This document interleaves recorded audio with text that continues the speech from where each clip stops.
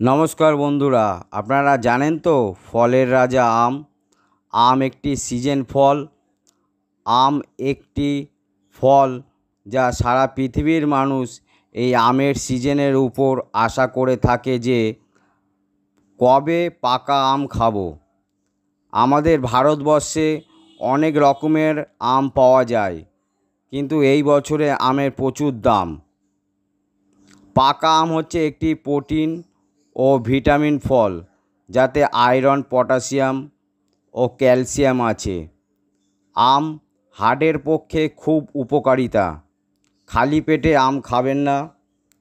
আম খাওয়ার আগে ও পরে জল খাবেন না।